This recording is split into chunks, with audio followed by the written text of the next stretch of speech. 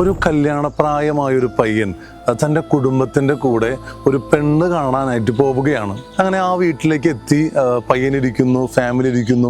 അങ്ങനെ എല്ലാവരും ഇരുന്നതിന് ശേഷം ഒരു പെണ്ണ് ഒരു ചായയുമായിട്ട് ചക്കൻ്റെ അടുത്തേക്ക് വരുന്നു. അങ്ങനെ ചക്കൻ ആ പെണ്ണിനെ കാണുന്നു. ചക്കന് പെണ്ണിന് ഭയങ്കര ഇഷ്ടമായി, പെണ്ണിന് ചക്കനെ ഭയങ്കര ഇഷ്ടമായി, ഫാമിലിക്ക് അങ്ങോട്ടും ഇങ്ങോട്ടും എല്ലാം ഇഷ്ടമായി, എല്ലാം താല്പര്യം. അങ്ങനെ കല്യാണം കഴിക്കാം അതിനോടുള്ള തീരുമാനത്തിലേക്ക് ഇങ്ങനെ പോകുമ്പോൾ ഈ ഒരു പെൺകുട്ടി പറയുകയാണ്, ഞാൻ ഗർഭിണിയാണ്, ഞാൻ ഗർഭം ധരിച്ചിരിക്കുന്നത് പരിശുദ്ധാത്മാവിൽ നിന്നാണ്, ക്രിസ്തുവിൻ്റെ രണ്ടാം വരവ് എന്നിലൂടെയാണ് എന്നൊക്കെ പറയുമ്പോൾ നമ്മൾ എത്ര പേര് അത് വിശ്വസിക്കും? നമ്മളപ്പോൾ തന്നെ കിട്ടുന്ന വണ്ടി എടുത്ത് വീട്ടിലേക്ക് പോന്നിട്ടുണ്ടാവും. പ്രിയപ്പെട്ടവരെ, ഇന്നത്തെ കാലഘട്ടത്തിലാണെങ്കിലും അന്നത്തെ കാലഘട്ടത്തിലാണെങ്കിലും പരിശുദ്ധ അമ്മ അനുഭവിച്ച വേദനകൾ മനസ്സിലാക്കണമെങ്കിൽ പ്രിയപ്പെട്ടവരെ നമ്മളത് നമ്മുടെ ജീവിതത്തിലേക്ക് എടുത്തു വെച്ച് ധ്യാനിക്കാനായിട്ട് നമുക്ക് സാധിക്കണം.